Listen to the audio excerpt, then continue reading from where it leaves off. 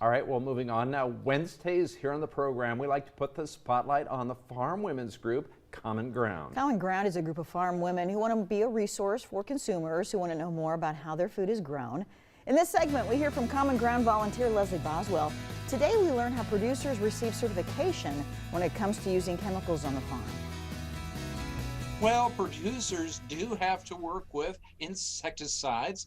Of course, though, they need to know what they're doing when it comes to those substances. And joining me now with more on this is Leslie Boswell. Leslie, it's good to see you today. It's good to see you, John. Tell us a little more about the certification that producers go through when handling substances like insecticides. There is a very stringent policy that all applicators of any kind of chemicals, restricted use or general use, have to be certified, and that is handled generally through the Nebraska Department of Agriculture.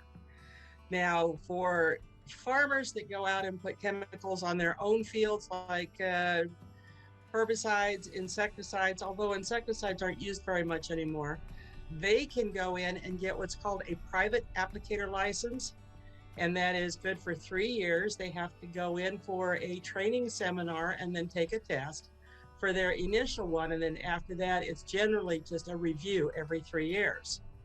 Now, for commercial applicators license, it's a little bit tougher to get, but that's for anybody that gets paid to go out, like your employees for your local co-ops or your local chemical dealers. They have to get a commercial applicator's license, and that is a 1 or 2 day training session, plus they have to take at least 2 different tests, one for general standards and one for their specific area that they're in, which can be ag plant for most of the farmers around here, but also anybody that's applying chemicals to your lawns. Why do you think consumers ought to know this? That, again, farmers go through a lot of stringent training when it comes to handling chemicals. I think that they need to understand that we're not just going out there and throwing stuff on the ground. We go through a lot of training. They have to go through certification. There is also the chance that they can come in for spot reviews too, if they want to come in and see what chemicals were used, the paperwork that was kept on it. All of this is trying to keep both the farmers and everyone else around safe with the application of these restricted use pesticides. Very interesting to know. All right. Thank you, Leslie. And you are coming back with a recipe to share. I am. And the only hint I'm going to give you is this. We'll see if you can come up with a thought on what that might be.